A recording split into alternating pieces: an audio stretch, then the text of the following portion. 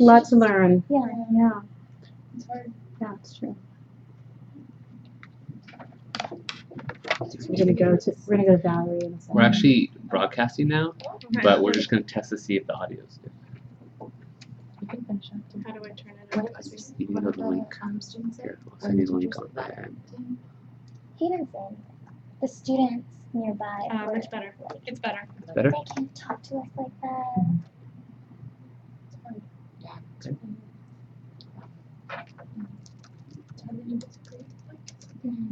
But you wait, did you start recording front, Like, right? what's our The place? student, you're supposed to. Okay, we're back. We had a little technical difficulty, but our fabulous tech crew has figured it out. So thanks for bearing with us. So there are just a lot of things to learn and understand. And this is not only true for first-year teachers or for core members, but it sounds like for veteran teachers as well. There are a lot of things that are unique to the LA landscape. Sometimes they vary from community to community, even within LA. And we could have grown up in Los Angeles all of our lives and then discover that there are actually some things that we didn't know about this particular LA community.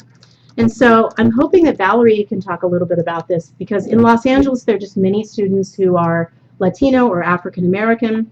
What are some of the things, Valerie, that are most pressing in terms of issues that come up for your students and their families that we should think about? Can you think of a time when one of these issues came up in your own classroom, and how did you address it, and do you wish you'd done things differently? Yeah, so I am a white teacher working in a school that's primarily African American. Most of my students are black, and I think the first day I was very self-conscious about that, but bringing in topics of race was always really important to me. And over the course of this year, I've learned that it's a really pressing issue to have these conversations, and many of my students haven't in their classrooms. I think that when I started asking them questions the first few weeks of school, like, when is a time you've encountered racism? When have you experienced prejudice or discrimination? Many of them would say, I've never seen this, I don't know what this is, it doesn't happen to us, it doesn't happen at our school or in our community. And I was really shocked by that. I feel like I can think of tons of examples or times when I've witnessed racism or prejudice, but then as I kept pressing my kids, and the vehicle through which we started actually having critical conversations about race that were beyond just surface level was when we started doing this through literature and through the books that we were reading. So one of the first novels that we read was a book about integration. It's called Warriors Don't Cry. And my students had very strong reactions to this book and the way the 9 students who were integrating Central High School were treated. So through this, we could have discussions about race, and it wasn't so much of like a forced topic. And when our conversations became modern day is when I showed a movie about Central High School 50 years later, and the racial tensions still exist. And many of my students started talking about races and getting really frustrated in ways I don't think they have in classrooms, in sort of construction, like formal environments. And I was talking to a bunch of teachers today, and race actually came up as an issue. And one teacher who is African American and is older, he's maybe 40, said he thinks that this generation of students doesn't think about race in the same way that his did. They don't get angry. He was even like, I don't think they see you as a white teacher who stands in front of them. They see you for all of these other things. And we have one student at our school who's leaving next year to go to a primarily white, affluent private school. And he was just talking about how he thinks that this is going to be the first moment where she's really faced with the fact that she's black, and that that comes with a lot of preconceived notions. And in this school, she's going to have to overcome things that her peers won't have to. So my student Shantae is incredibly brilliant, and I think has so much to contribute to the school, but I think it's going to be a really big shock for her. And I think many of my other students may experience this in future jobs or transitioning to college. So I think having critical conversations about race, no matter what color your skin is or the students in your classroom, is really important. Mm-hmm. Yeah, Val, you bring up a really good point about how important it was for you to learn what was critical for your students and to meet them, not halfway, but to meet them where they are and to really help your students to learn. And that's not just the state standards. It sounds like there were other things that were important to you. And so you made them a part of your curriculum. You made them a part of your focus in your classroom. We can sometimes think that we know our community or think that we know a community when we walk into it, but it sounds like you really tried to seek to understand where your students were coming from. And it was a little bumpy at first, but you were able to navigate and really get to the heart of some real questions or some real conversations once you got to know them better. Definitely. So this next question is for Jose, and forgive the specifics on this. Nelson Mandela wrote, and I quote, "If you talk to a man in a language he understands, that goes to his head. If you talk to him in his language, that goes to his heart." And so I'm wondering from your perspective, how significant is the issue of second language acquisition and English language development in your school or your classroom? And again, can you think of a time when this was really important to your students, and how did you address this, and do you wish you'd done anything differently? Bird Corona Charter School is in San Fernando Valley, and it's actually located in Pacoima, which is the area where Richie Valens grew up. And as you can imagine, almost 100% of my students are Latino, and I would say at least half of them have been classified as English learners at some point in their lives. And even today, those that are reclassified struggle with the language, struggle with the vocabulary, or to really bring the background knowledge necessary to succeed in any content.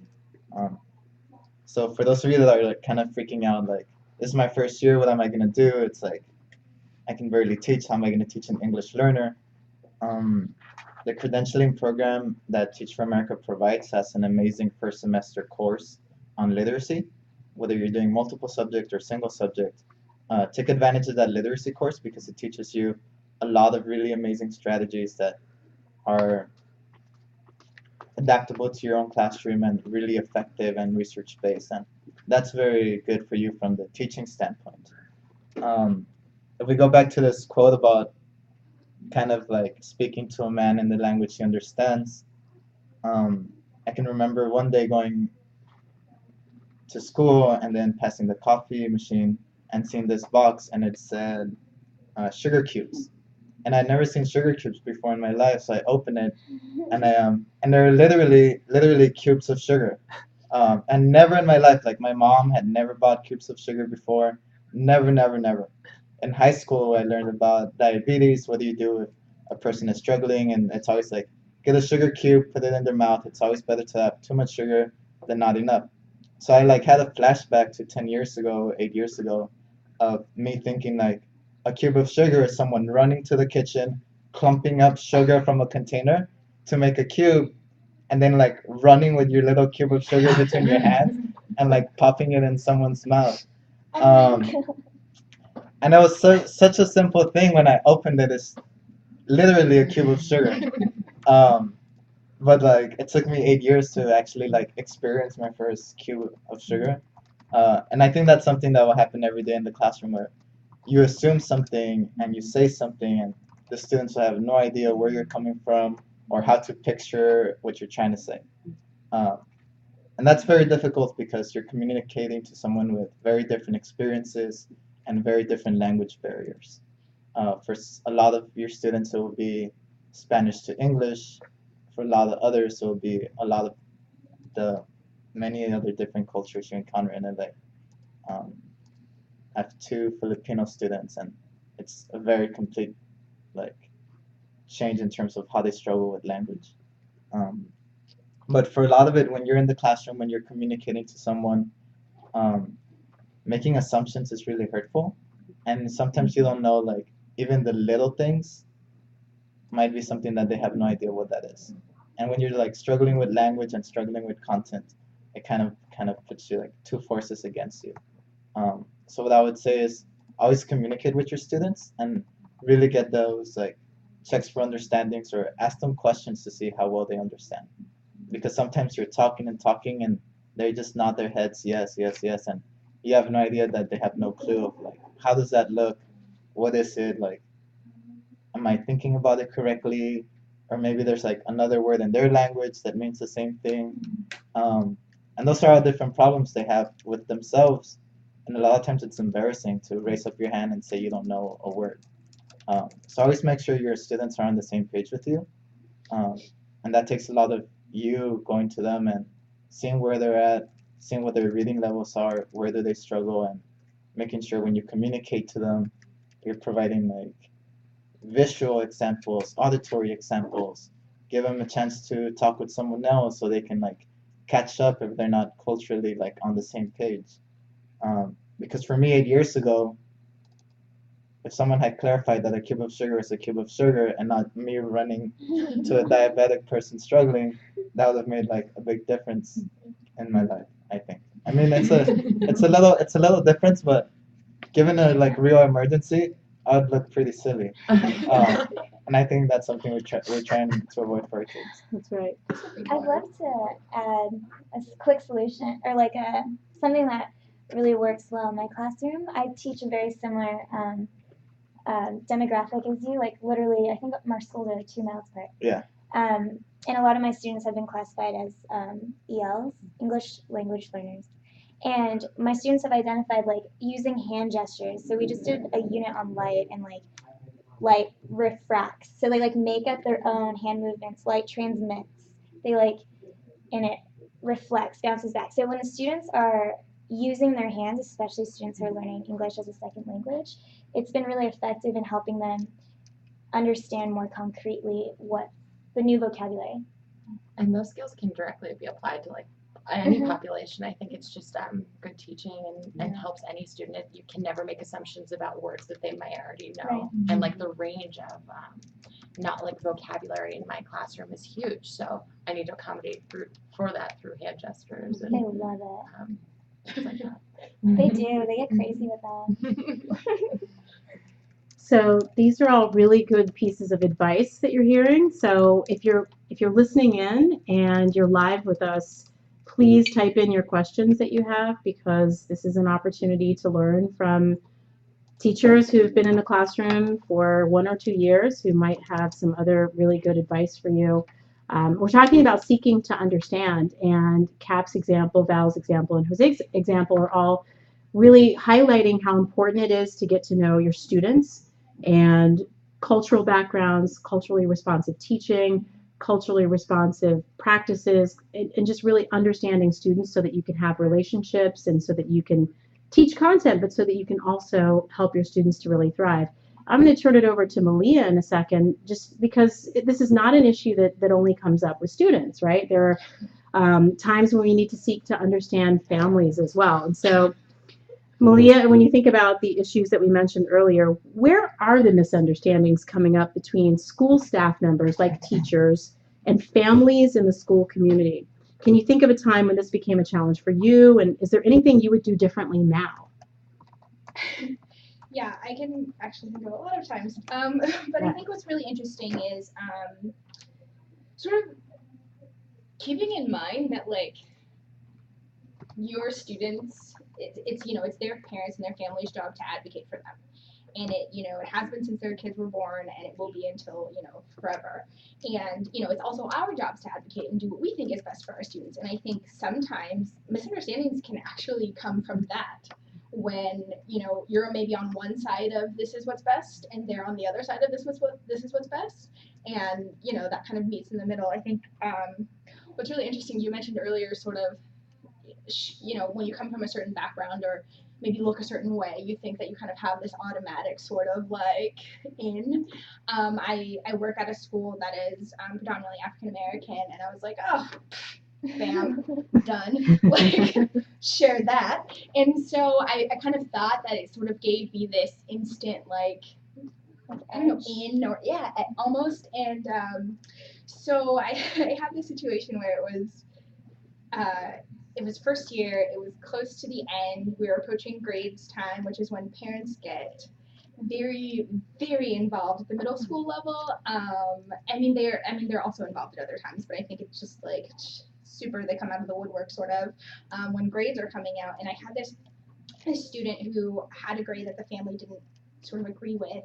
And I remember I wasn't expecting this conversation to even happen, but mom sort of came by after school, and I was like, okay, whatever, yeah, I want to talk about this, and I've thought this through a lot, so I got this. And so I'm explaining to the mom my policy on makeup work and late work, and this is what it has to look like, and this is the line. I've said it here, my expectations are high, I am not wavering. There it is. And the mom looked at me and she was like, I don't know who you think you are or what you think you know about my student, but this is not going to be tolerated. And I was like, whoops. Okay, so let's talk about this. And she was so upset. There was no way to backpedal because I had presented this super hard line, and she then was like, okay, that's your line. Fine, I'm gonna demolish that line and you're gonna change it. And I was just like, oh my god, I don't know what to do. And I called my MTLD crying, and I was like, oh, this parent hates me. I don't know how to fix it. I don't know what I did wrong. She signed the syllabus. I don't know. And for me, it felt like I had done all these things right. And so as I'm sort of thinking about it, I'm like, no, I am right. I'm right. And then it was my MTLD being like, so are you doing this because you're right, or are you doing this because it's what's best? And I was like, oh god, am I doing it because I'm right, or am I doing it because it's what's best for my kid? And it was sort of a hard moment where I was like, this is a huge misunderstanding. I think we both want what's best for this kid right now, but I think we both sort of have to step back. And it started with me really being like, am I just being stubborn right now? Is that what this is? And so after talking with my MTLD, I met with my manager of teacher leadership development. You'll get one of those. I met with his parent again and just approached it from an entirely different place. I was just a lot more humble, I think, and was like, listen, I want what's best for your kid. And I know that that's what you want too. And I know that we're working to the same place. How can we get there?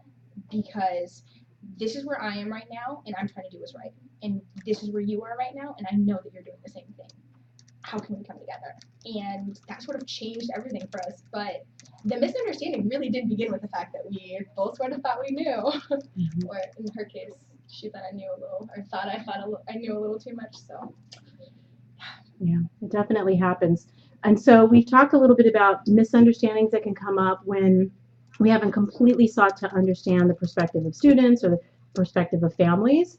What about to any of the panelists? Are there times when you have encountered difficulty just because there's a miscommunication or a misunderstanding with you and a colleague? And Cap, you kind of alluded to a little bit of a colleague tension, but are there times either at Institute or in your first year where peer-to-peer, teacher-to-teacher, there have been some misunderstandings, and you can think of times when seeking to understand would have really benefited the situation, or maybe you did it well, and you have something to share with all of us about how that went well.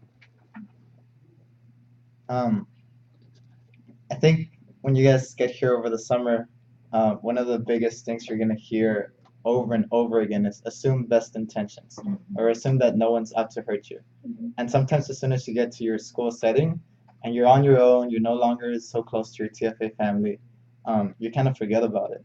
So when you have someone observe your room, critique what you're doing, or even just kind of give you a suggestion, you can go either two ways. You can be very humble and kind of try to see where they're coming from and change something or have a dialogue, or you can get offended because your first couple of weeks you're going to be very insecure in a lot of the things you do, and you're not going to be very sure of how confident you are or how skilled you are.